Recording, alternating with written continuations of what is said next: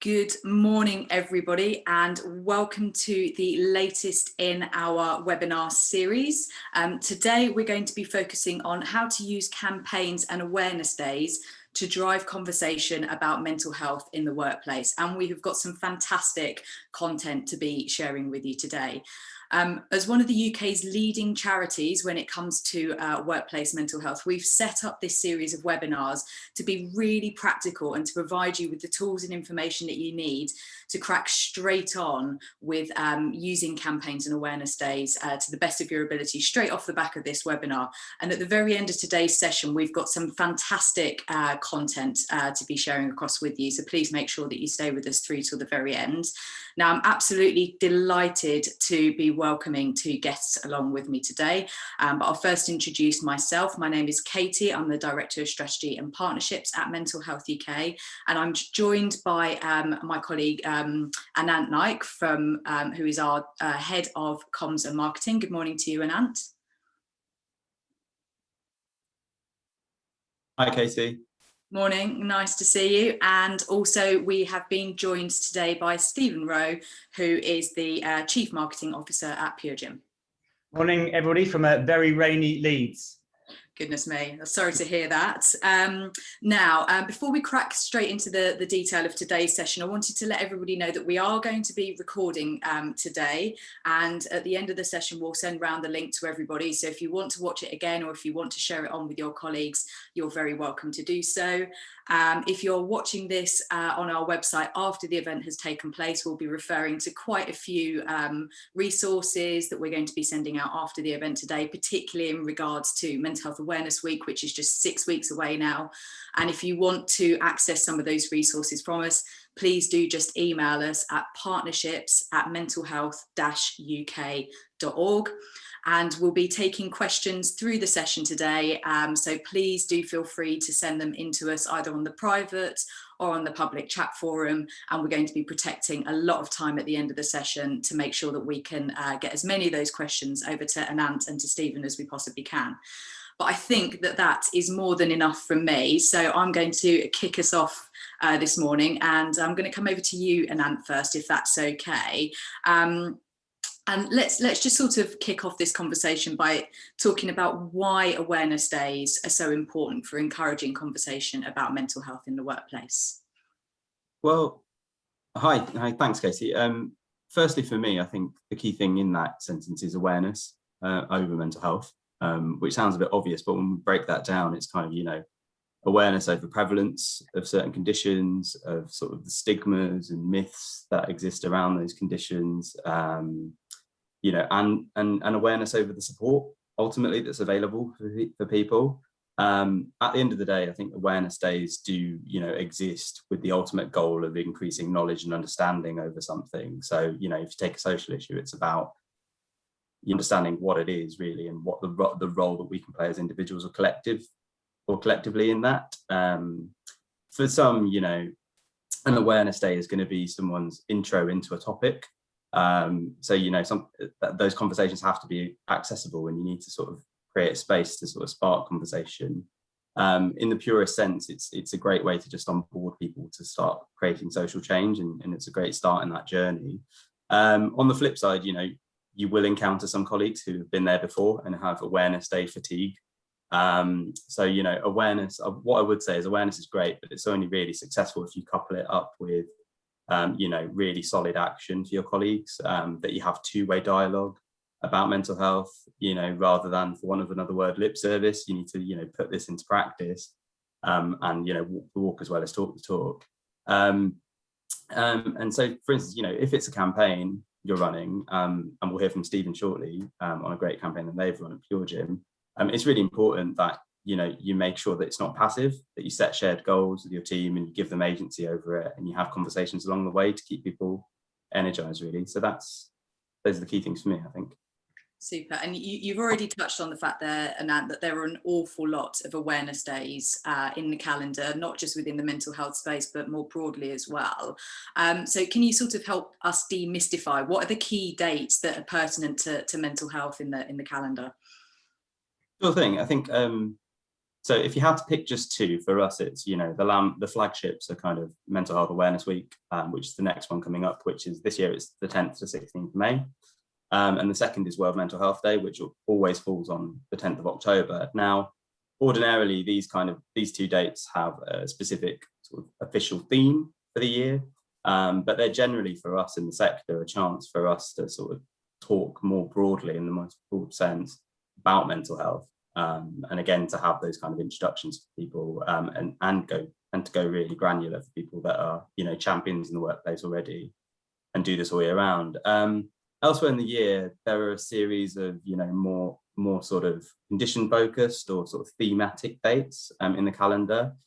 So for instance, last month we had Children's Mental Health Week, which is a great opportunity for us to talk about specific challenges that young people face with their mental health. Next month, it's Stress Awareness Month, which is a great chance for, any HR workers on the call to, really highlight kind of what tools are available and what support is available for their colleagues to promote well-being in-house. And as I mentioned, there's sort of condition-focused days. So you will have days like World Bipolar Day, where the sole focus is around increasing awareness around a certain specific mental illness, to educate people on prevalence, the sort of types of conditions and the treatments available.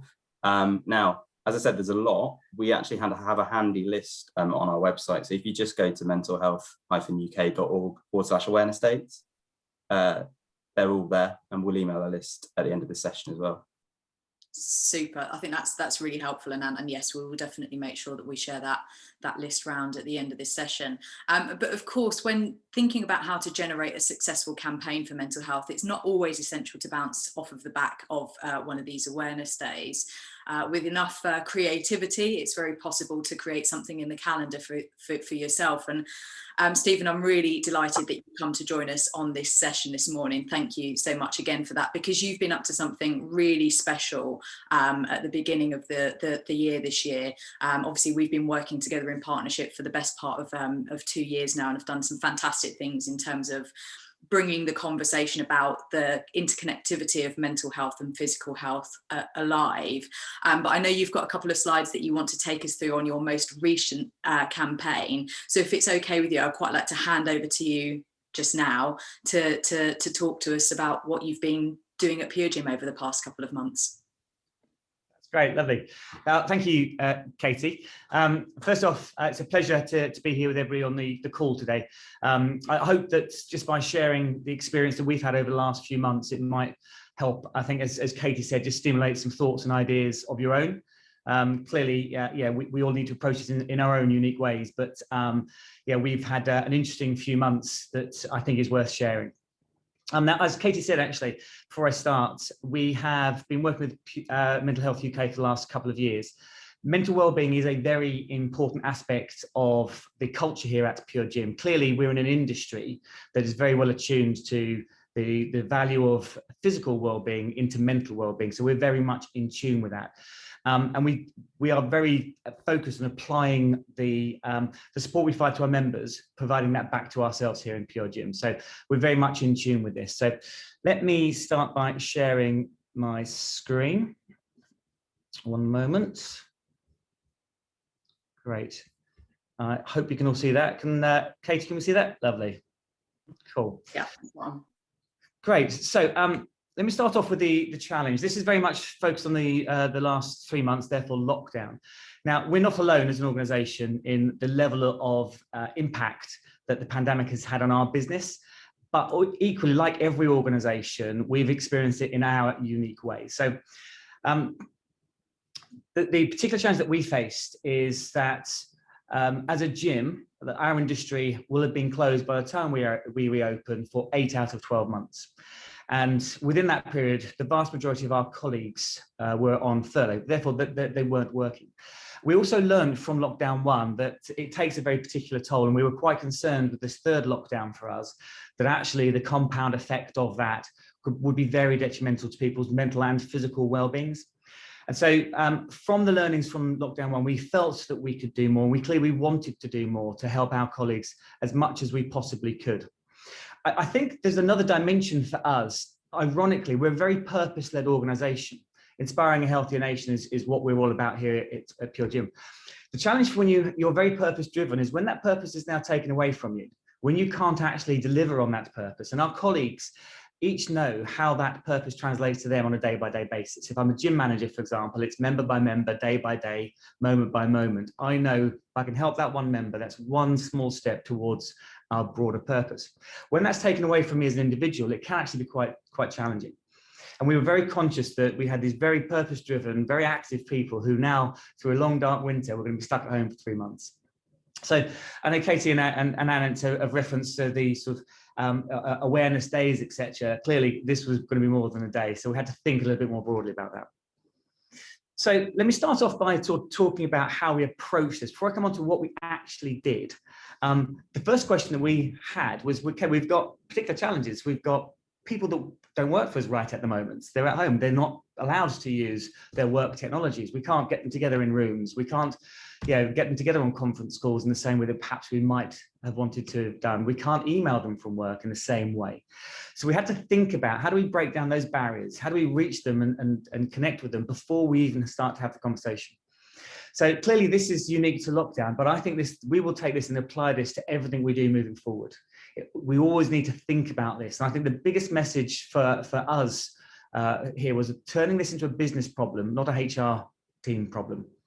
And in particular, as a marketeer myself, we turned our expertise onto ourselves. So we thought about our colleagues as an audience, as you would from a marketing perspective. Yeah, what are the barriers they face? Why might they not want to listen if we wanted to talk? What environments would they be in when we were talking? Will they actually have time, focus, and attention, etc.? And you can see on the left-hand side some of the very typical marketeer sort of questions that we would normally ask approaching any campaign. The other aspects to us is also, it's not just how do we have one conversation, but we knew we were going to need multiple conversations. So the period of time that we were going to have to work with this was going to be really important for us. So we pulled together the right people, marketing, technology, our people team, and operations. It was a very small team. It sounds quite grand, lots of people. It wasn't. This was fast, light. Clearly, we went into lockdown for ourselves at the beginning of just before Christmas. And we needed something up and running by the beginning of January. We couldn't leave people and have a big committee that was discussing things and leave them until the end of January. We wanted to address that very, very quickly. So we needed to act. And then clearly, we all know this, you need full support from the senior team, staff and CEO, but it was more than that. We needed involvement, we needed engagement. We didn't just want somebody to say to us, yeah, go and do that. We needed active, visible support and engagement from everybody in the organization. All right, where am I? So there we go. So how do we approach this? Well, there were 3 main steps. First of all, I talked about purpose. We needed to create a new short-term common goal, something that can galvanize us. Now, this could still happen if you had a single day's awareness campaign. What do you want to achieve on that day? Or it might be the catalyst for a broader set of goals and purpose and ambitions, or it might be over a period of time. But we were very clear that we had to provide something for our teams to aim at, something that was bigger than me, something that was obviously going to be very galvanizing and bring us all together. People were dispersed across the UK back into their own sitting rooms and bedrooms and so on. And we needed to have something that could bring us all together and unite us. And with any goal, we wanted it to be measurable and stretched. We wanted people to feel a sense of progress towards what they were doing.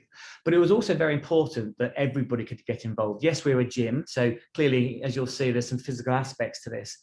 But this isn't we're not an organization of athletes. We're an organization of very ordinary people, some of whom love physical activity, some of whom perhaps don't. Now, what's really important about this common goal, however, was that you have to create permission to talk. If there isn't a reason for somebody to be talking to us, then we couldn't then start to address some of the challenges that they would be facing around their mental well-being. So the first part for us was to create a goal that we could all get aligned behind. The next part was then to actually ensure we could practically connect. Again, we were dispersed. So how are we going to get people to listen? So simple aspects of a normal communications program apply here, regular, timely. We need to make sure that what we said was short, light, and easy for people to consume. Recognize that people are in life. There's other things going on around them. This isn't the only thing that they have to be thinking and worrying about. And this concept of vertical and horizontal, we knew that we couldn't just push information from the center of our organization out and down, and that would be enough. That was never going to work. We needed to have communication flowing between colleagues. We needed to be coming through the organization back up so that we could then redisperse that information. So connection was very important. And the final part is actually engagement. I think a lot of us sometimes, certainly we in the past, might have started with the engagement aspects, the content itself, but actually setting a goal, working out how we're going to share that with people and connect and have conversations, and then you can talk about the topic. For us, again, we knew this was going to need, over a very difficult lockdown period, it's going to have to be interesting, entertaining and helpful. It had to be varied, something for everybody. We all have our unique challenges, our unique points of view. There wasn't a one size fits all. So we had to think about how we create content for people that they can pick up that's relevant to them. Create content between colleagues. There's no one answer every time. So we wanted to create dialogues and conversations, user generated. And then also very important, the last 2 points, we didn't want to just tell people what they needed to know. That's not for us. We wanted to be able to have conversations and stimulate conversations. And as part of that, ensure that we listen and then also respond. So those 2 slides there, just, I guess they're sharing with you how we approach this. And I'll now come on to what we actually did. So the first thing we did in terms of setting our goal was we wanted to create something as a bit of a BHAG. You might be familiar with that big, hairy, audacious goal, something that at first glance seemed almost impossible. And for us, that was to reach the moon, which is 238,000 miles and 855 to boot. So we wanted to physically move ourselves. Obviously, it's a virtual reality so this is a physical challenge all the way up to the moon. And we figured that with perhaps 2 to 3 months, we might be able to do that. And how would we go about that? Well, as I say, this has to be something that everybody could get involved in. So it allowed people to run, walk, ride, move, play with the kids. It was all about measuring steps. And people could get creative. It really didn't matter how you moved and what progress you personally made. It was about contributing to the whole. And so we set this goal for our teams. And that was the catalyst, as I said, that gave us permission to talk, because what this meant was every day people were taking part and they were sharing their little particular stories, and I'll show you some of that. But that meant the conversation was very live. It wasn't something that we started in week 1 that was sort of tailing off by week 3 and wasn't visible to people by month 2. This was a live and constant conversation that we could now have. And as I said earlier on, this gave us permission to talk. Having done that, having set our goal, as I said again, the second point was about how do we connect. So we approach this by thinking, again, as marketeers, around how we might normally connect with the consumer. And this was about fast and light. We're all used to, we're all people first before we employees and colleagues. We will all be using text and WhatsApp and Facebook and Instagram and Twitter and email and other ways of connecting with the things and the people that we want to listen to and engage with. And we wanted to apply that same approach. So starting on the left-hand side, first of all, we wanted to create a very simple app that would allow us to track our progress on this particular challenge. So we found an off-the-shelf app over in the States. Took us a couple of days to find it, a couple of days to implement it via our great technology guys. And that meant that everybody could see where they were in their own sort of progress towards the goal. And we built that into teams, and people could track and measure and compete and so on, which is good fun. The other challenge that we then faced was how do we continue to talk to people when they're not using their work email? So we innovated. We took all of our people data and we put it into our CRM, our marketing system. Also meant that we could be much more creative with the way we communicated to people, because we could use multiple channels. You could use different types of emails. And it was much more engaging and much more fun for people to get and receive information via this channel than it might be from a traditional sort of work email. The other aspect then was we wanted to ensure that we had plenty of peer-to-peer, so people could share with each other what they were doing, what they were thinking, feeling, the challenges they might be facing, or the successes they might be finding. So we have Workplace, which is, I'm sure you're familiar with, the Facebook platform for working environments.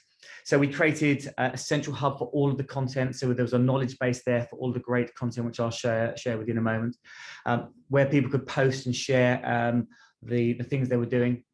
It was also sort of very democratic, because it was across all functions of the organization across all levels.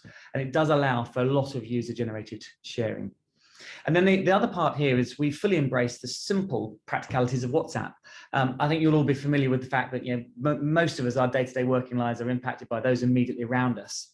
And so those are where our teams really exist. So we set up a process whereby everybody could be part of at least one WhatsApp group. It might be a small region for gyms. It might be a function within the central teams.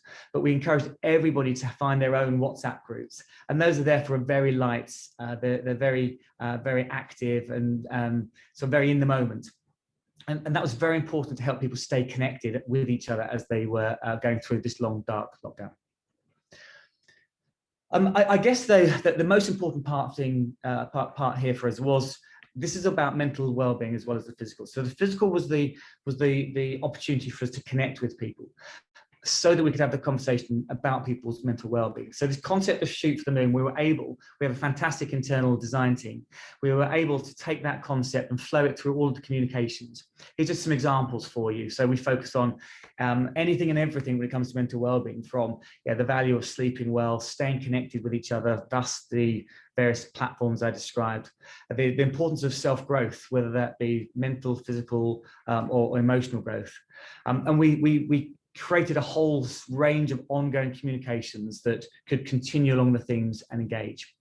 We're very lucky that we were able to bring in our brand communications team, and in particular our content manager, who could dedicate herself to really focusing on the needs of our colleagues by listening to them and creating very rich, very relevant content, whether that be videos, whether that be written work, whether that be links to sites, work back in with Mental Health UK, across a whole range of topics. And we had topics laid out over these 10 weeks.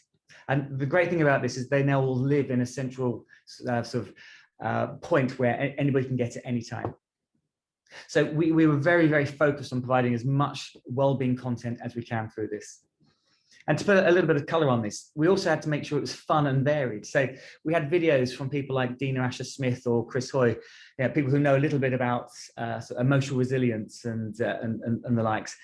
We also worked with Professor Greg White, who came in to talk to us about sort of sustaining oneself during long challenges. We had reading groups. We had people sharing their family stories and how they were getting their families engaged in the physical challenge. We had people beating personal bests, setting new physical challenges.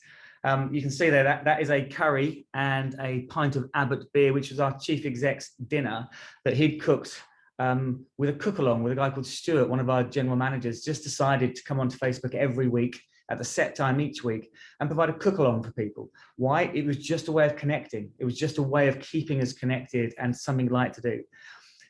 People talked about their animals, their pets, they got back to nature, but they shared all of this. There was lots of fun as well. But at the same time, beneath this, a lot of people were sharing their stories and the challenges that they faced. And they were also then sharing with each other the support for how are you doing right now? Where are you at? What are your problems? So by creating this approach, we enabled this to grow by itself. It wasn't all fueled and driven by the centre. Colleagues across the organisation were able to embrace this and step up and support each other as well, which is a really important part, I believe, of how do you develop sort of mental wellbeing strategies in your organisation. It can't just be top down, it has to be throughout the organisation. Okay, so I guess the big question for us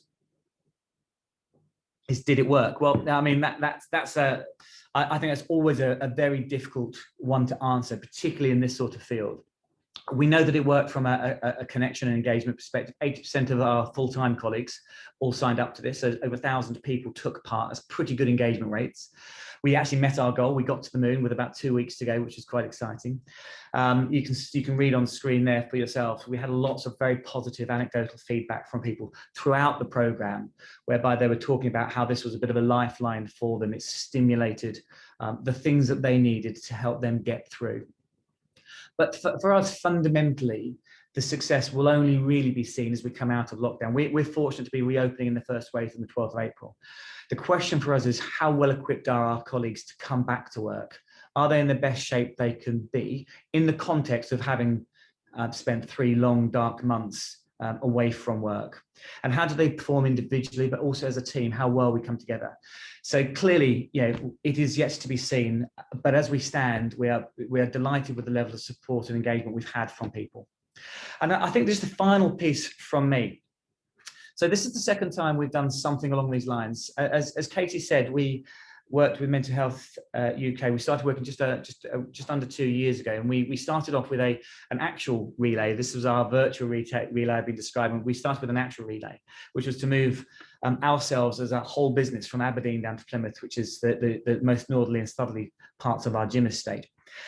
And what we learned from that actually was, whilst the things that you can see, the things that you do, and the things that you can measure are great and very valuable, it's the things that you can't see that are happening out there day by day. Here's just a particular image, one of my favorites, which was this lady was really struggling to get up a particular hill, and she just got a little bit of support. That's all that is.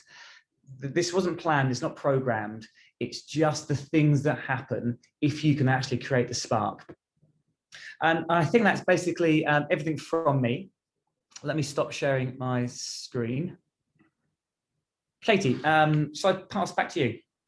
Thank you so much for sharing that, Stephen. I think, it's certainly looking at the engagement rate that you had with that campaign, that's truly phenomenal. And I think one of the key takeaways that I've taken from that already is your sort of confidence to allow the conversation to waver and to vary into so many different spaces, but yet still you had that kind of handful of common threads running through the middle of it. So having your chief executive with his curry there, having the celebrities as well getting involved in that, and allowing people to really take on their own sort of stance with it, I think is something that's really quite powerful. And I know we've had a couple of questions in regard to that, so we'll come back to that shortly, if that's okay. But maybe I'll just come over to Anant first and just sort of ask, what were your kind of key takeaways from Stephen's presentation, and what would be your sort of top tips that you'd resonate with from his content?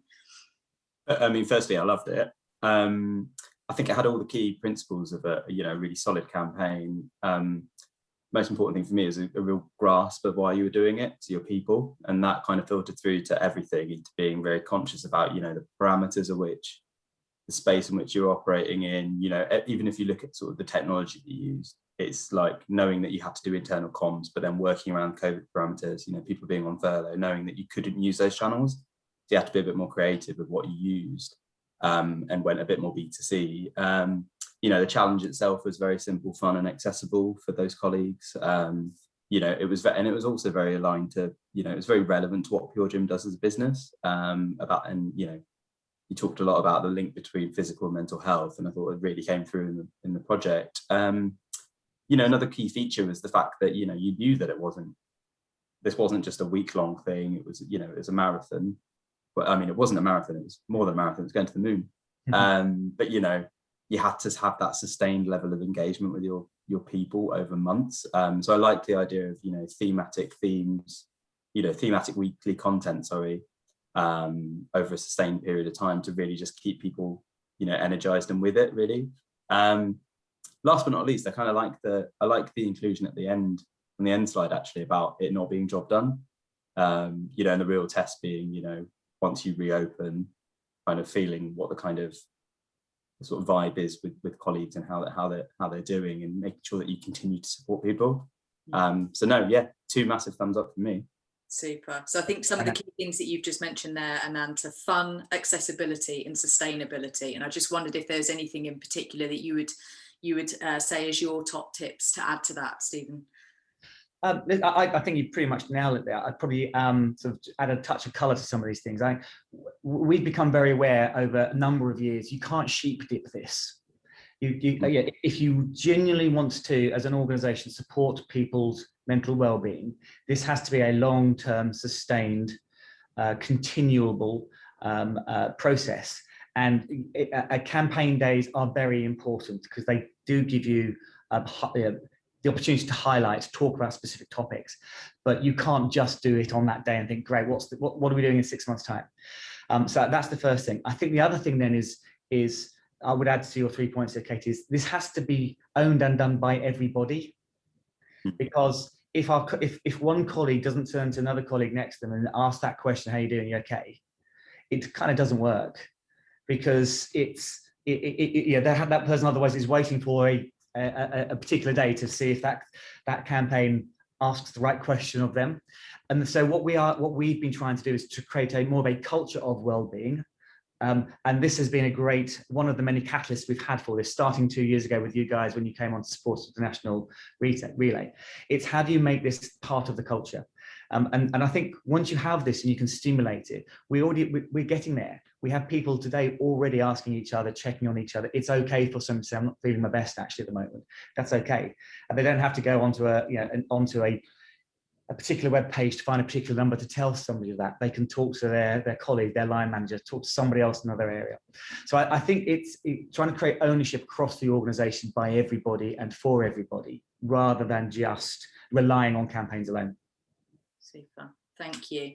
And I think that segues us very nicely onto the next part of today's webinar, which is about Mental Health Awareness Week, because it's about 6 weeks away now, Anant, and I know we've been putting an awful lot of preparation into making this the biggest and the best Mental Health Awareness Week that Mental Health UK has ever had.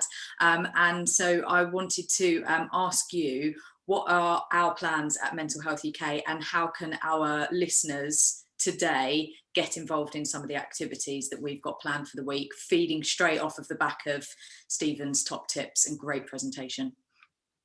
Yeah, absolutely. I mean, so firstly, I guess to set the scene, really, I don't think it needs much setting, but, you know, after a year like no other, we've all had to make kind of, sacrifices, both collectively, but also importantly on a really personal, individual and human level. With that in mind, we really wanted the focus of our campaign to be on people taking steps to look after their own mental health during Mental Health Awareness Week. So we've built a campaign around this principle of the 5 ways to wellbeing. So the 5 ways to wellbeing are essentially an evidence-based set of 5 areas in life which are key to improving our mental health. So these were first introduced by the New Economics Foundation, actually, and they are around social connectivity, about keeping active, which I'm sure Stephen would love, about to take notice of the world around you, to keep learning and to give in society. So, for Mental Health Awareness Week, the actual action is very simple. It's around people thinking about those 5 areas in life and building in some really simple yet effective activities to really help them feel more positive in return, especially as we go through another heightened moment of like transition and change. So today, what delegates on this call will sort of receive at the end is a link to our website, which we're launching today, which kind of elaborates on the sort of 5 ways to wellbeing and what they are, gives people a sort of menu of options, possible options, I should say, to sort of start from, and a suite of downloadable resources to promote the campaign. We know that, as I mentioned earlier, like people will be arriving at this awareness day from completely different places of interest or levels of understanding around mental health. So we've sort of broken up our sort of campaign and page online based on kind of those kind of 3 key areas that people will be coming from. So, it is filtered through, how you can learn on a sort of individual basis, how you can support if, you're an avid fundraiser and you just want to get out there and support Mental Health UK. We'd love that. And how you can help in your workplace. So if you are a HR person or a mental health champion on this call, there's a lot of stuff there around how you can really implement some things around 5 ways in your workplace. And again, just to sort of say, it is a sort of tasting menu. We're not saying this is the way it has to be done. We really want you guys to just put your own sort of creative stamp on it, really. And elsewhere on social media, we are going to be sharing sort of more story-based content around people actually enacting sort of 5 ways to wellbeing into their sort of week across Mental Health Awareness Week. So, firstly, that's going to range from, podcasts, blogs, videos from real life people, really. So make sure you're following us and make sure you're tagging us if you're doing any of these activities. Also sign up to our newsletter, because we'll be sending a daily email each morning to kind of get people inspired as they sort of, roll out of bed and into the day ahead. So that's the main campaign. There is actually something else that we're working on, which we're really excited about. So the official theme for this year's Mental Health Awareness Week is nature.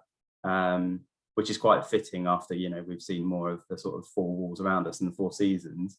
And there are some natural ways to reconnect with nature through some of the 5 ways, which I'm sure you're already thinking about. So we do have a kind of walking based challenge called Step by Step, which you can either do solo or with colleagues.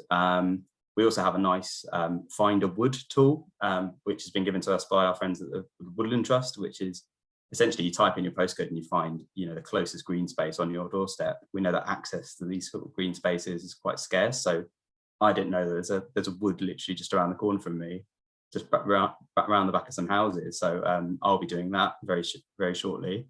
But aside from that, there is actually something wider that we're working on, which ties into the theme of nature. So we've actually teamed up with an artist called Paul Cummins, who is best known for his sort of poppies installation at the Tower of London to mark the centenary of World War I. We're working with him on an activity for the week, which is centered around a different flower this year.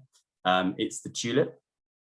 Now, interestingly, the tulip has a really colourful but also like relevant past. So it actually withstood a virus itself. And despite that, it kind of continues to flourish brightly and, you know, continues to flower each spring against all odds. So, you know, bringing out the artist in me, you know, quite simply, the sort of tulip is a timely emblem of hope and rebirth through adversity, which, you know, I'm sure it will have a lot of resonance for people as we move up, you know, to a life beyond, hopefully, COVID. And in terms of our activity for the week, so Paul has kindly donated an illustration of a tulip with us during the week. That's going to live on our site, and during the week we basically want people to download it. If you haven't got a printer, just draw your own, color it in blue, you know, stick it in your window at the front of your home, and, you know, mark that as a kind of symbol of mental health awareness, you know, as people are passing your streets. But again, moving from awareness into action, we also want you to act on this. So we want you to start a conversation about mental health with someone you know. It could be around 5 ways to wellbeing. It could be around COVID. It could just be about checking in on someone. Again, we're not being too prescriptive on what it is how those conversations are had. You know, and whether it's friends, family, you know, your next door neighbor or a colleague, like, it's really important that just every conversation counts. So yeah, that's a kind of whistle stop tour of what we're doing in 6 weeks' time, and we hope you join us. That really sounds fascinating, and I think one of the really interesting things for me of everything that we've learned in the last year is how much the conversation about mental health transcends from the workplace into the home, into local communities, back into the home and back into the workplace again. So this idea around putting tulips up in people's windows and also in businesses as well. Stephen, if we can get this across all of your gyms, that would be fantastic as well. It really does open up the role that organisations can play in drawing out the conversation around mental health. So we will be sending out some information about Mental Health Awareness Week after this session today. And Anant, what have we got to send out to people?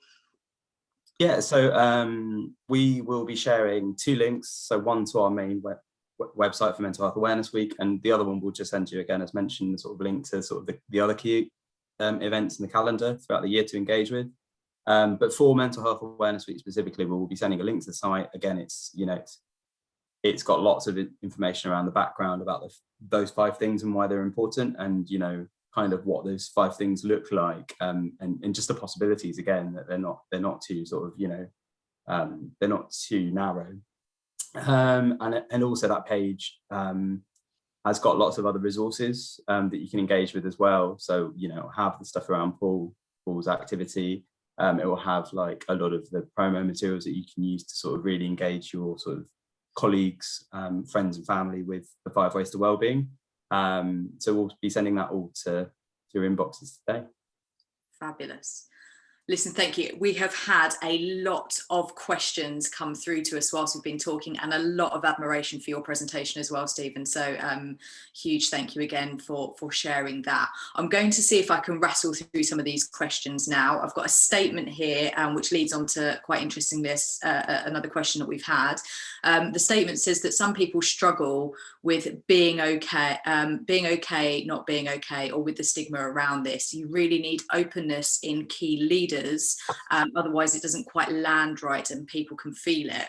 And similarly, we've had a question come through to us on the Q&A function that asks about how to engage leaders with campaigns like this. And Stephen, you had a combination of both leaders and your organisational ambassadors, and I wondered if you could share with us, from your point of view, how you get that dialogue going and how you bring your leadership team into campaigns like this authentically. Yeah, I think it is basically, that is spot on. Yeah, if you can get, or you need to get, senior leaders in the organisation, and as I said, we didn't want them just to be supportive of this. It required of ourselves to be actively engaged in this.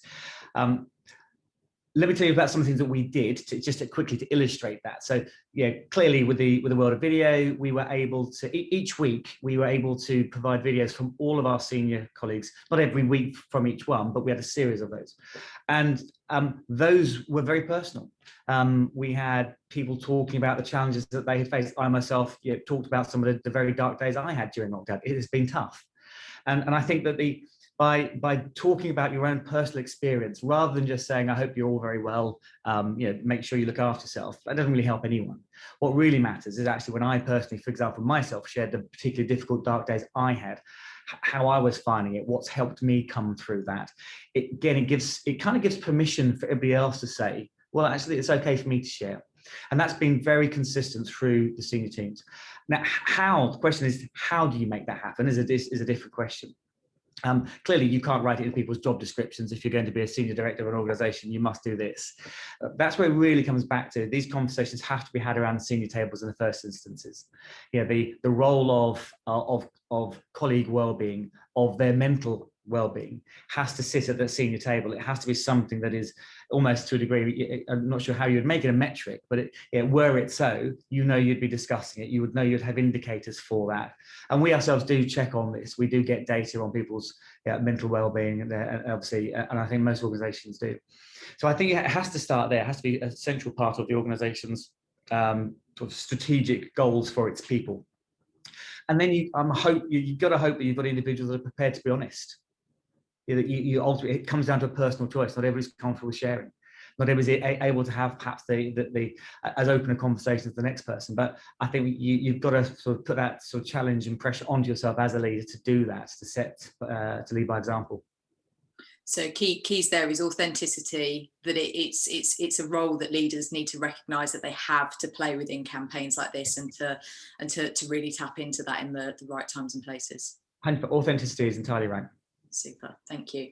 A question which is probably best positioned over to Anant. The question is, I work for a small company and I'm not sure we have all of the resources to do a big campaign like PureGyms. Do you think SMEs can do something similar?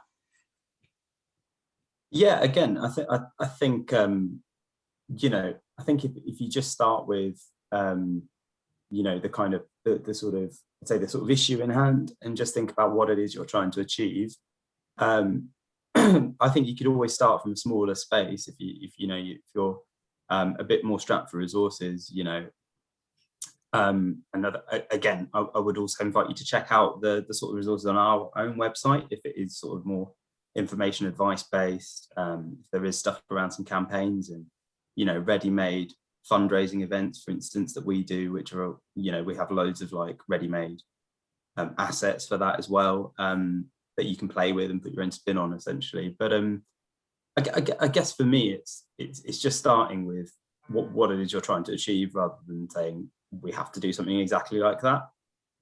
And then I think over time, once you've done the first thing, that's the point at which you evaluate, learn, and sort of grow it the next time around. And just becomes better and shinier. Yeah, can I just jump in there? Actually, it's really is an important question. We are an organisation that does have resources available to us, so I think it's a really fair challenge. Really, would we have been able to achieve this without the resources that we have? And I guess, and I've worked in much smaller organisations myself, and so I understand the challenge that you have in a smaller organisation, because not only do you not have necessarily the resources for this, your resources are also spread thin across the many other aspects of what you're trying to do in your organisation. I guess it comes back to this necessity being the mother of all invention. And I think that, yes, we had our grand let's go to the moon, and we managed to find an app. Cost us probably cost us less than £2,000 over the whole 3 months. That's still £2,000, which is a lot for anyone. But I think to Anant's point, if you've got a clear sense of what you're trying to achieve, or the challenge you're trying to meet, I personally would say don't overthink. It doesn't have to be glossy. It doesn't have to be shiny. We started off by thinking, could we just send out a Google Google Doc, a spreadsheet for people to record what they did today? That's where we started. We realized actually with up to 3,000 people doing it might be a little bit too clunky. We've done things in the past where just in my particular teams, we've done exactly the thing you're describing. We would just go for a walk. There was no challenge. It was let's go for a walk. We all went down to the canal and we did that. That was the thing that we did. It's about having the conversation. It's setting some small goals, having conversations, and starting the process. I think that I did actually see a comment from someone as well that said we learned as we went, and that's the other thing. It's don't be overawed by the things that you could do, the size of the challenge. Just start somewhere. I would actually recommend if you've not read it, go and read The Obstacle Is the Way. And it will, and the lack of resources can be the solution that you're actually looking for. You'll find ways that others perhaps I wouldn't have found, because I did have resources. And in a small organization, it might be more creative, it might be more personal, it might be more connected, because you haven't got those things to distract you. Absolutely. And I think just the one thing that I would add to the answer as well there is that, if in doubt, contact us. We have a partnerships team at Mental Health UK, and we've worked with hundreds of organisations over the past 5 years on Mental Health Awareness Week and World Mental Health Day, and can give you some ideas from the largest of organisations down to the smallest of entities. And I would say beg, steal, borrow, and do that with pride. You don't have to invent it. It's all out there. We did not invent the vast majority of things that we've put out there. We simply repurposed them and stuck them with a nice bit of imagery on, and it's the content that really matters. It's the conversation, the content that really matters, not the dressing. Super. And so we've got a question here, which I think is quite specifically for you, Stephen. Are you going to carry on doing campaigns after your team have returned from furlough? Yeah, so obviously we'll be doing something ourselves around Mental Health Week. That's an important aspect to us.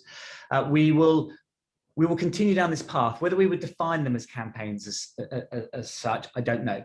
But all the content we've created will now live, and we will adapt and repurpose that, so it's not particularly geared to one set goal. We will continue with annual events. So we started off a couple of years ago with Mental Health UK. We will continue down that path. So we will do grand events through the year, because they're fun and we love them and they're great, and we get all of our communities, not just our internal communities, our members and colleagues, so our members and partners involved. And we will continue down this path. What we'll endeavour to do, though, is to ensure that it's a permanent and ongoing part of our general conversations. It's not only reliant on campaigns. So 365 approach to keeping the conversation to mental health up. Yeah. Okay, got another question here. It says, our company provides living care. So the majority of our workforce are carers living in isolation with a client. We're trying to engage everyone with monthly mental health Zoom calls, launching an employee assistance program, and providing free access to Calm app for all staff. It's difficult to get the engagement from everyone, and trying to measure whether these resources have been effective. Do you have any tips? Again, Stephen, I think I might throw this one over to you, because obviously you've been dealing with a remote workforce, and B, a workforce that's been on furlough, as you say, for 8 out of the last 12 months. So I think it's really interesting to hear, and I can imagine what a challenge that would be, particularly right now. I think we've all felt our own personal sort of pressure of the pandemic. I guess for these individuals, that'll be really heightened. So we'll empathy for that. I think probably for all the grand sort of aspects of what we've done, I think when we really boil it down, probably the most valuable thing for most of our colleagues will be WhatsApp. Because if I don't feel quite right now, I don't want to wait to the end of the month for something to remind me that I should have done something about it. So I guess my one tip would probably, I mean, I don't know obviously the details, but I would be buddying people up. I'd be saying, okay, well, if you've got an individual over here and an individual over here, make sure that day to day they can connect with each other, because that's what we all need. We are all up and down. Our emotional levels are up and down through the day, but day by day. And actually, it's about immediacy of connectivity and resources and those sorts of things. And sometimes you just need somebody else to see what you can't see. And that's where I think our WhatsApp groups really connected. As I described, that's our horizontal support, not just our vertical. So I would be looking at that. And we just said to people, please go and set up your WhatsApp groups. And there were lots of them out there already. So we were just echoing what was happening. I would start there. And then I'd also think about making sure that the support that you can provide centrally isn't just packaged up each month. It's somewhere. So we put all of our content onto a Facebook page where everybody can get it at any moment. It doesn't take too long to load. It doesn't have to be particularly pretty. So I would think about immediacy and day-to-day connectivity amongst smaller groups or individuals. I think that's really helpful there. Little and often, and make the content available that people can access it when it's an appropriate time for them. Yeah. The next question I think is one that I'll give to you, Anant, if that's okay. It says, how do you encourage engagement with colleagues when a lot of people won't engage, which is their choice? How do you measure the impact of campaigns? Well, I guess the sort of impact is sort of measured again by, like, starting with the sort of problem or the thing that you're trying to, the thing that you're trying to make better. And from the get-go, I think a lot of people sort of do things and don't think about the impact measures to begin with. They don't think about what the target is of, engagement levels, who they want to go to and all of that. So I think it's really important to do that kind of background work early on, and to just, again, there's what I would say, there's no one size fits all. Depending on what you're trying to achieve, and I've worked on so many campaigns, both like in my personal life and at work, and they have so many different sort of theories of change. So I think there's never been a one size fits all. That would be a dream if there was, but I guess it's about starting with the problem and thinking what are the routes available to that. And have you again also with a thing like Mental Health Awareness Week, for us as a mental health charity, it'd be great if by the Sunday we could all sign well, for the Friday we sign off, we don't work weekends, but we all log off and say, okay, job done, we've cracked it, we don't have to come into work on Monday. But we know that that's not the world we operate in.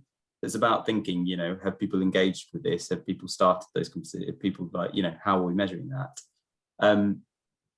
But yeah, no, so I do think you have to sort of, there's no one size fits all. You have to start from the problem. You have to sort of think about what good looks like at the end of the week, what you'd be happy with. Maybe have like short-term measures of success, medium and long-term measures, to really sort of say, and think about where you are on that journey when you start that campaign.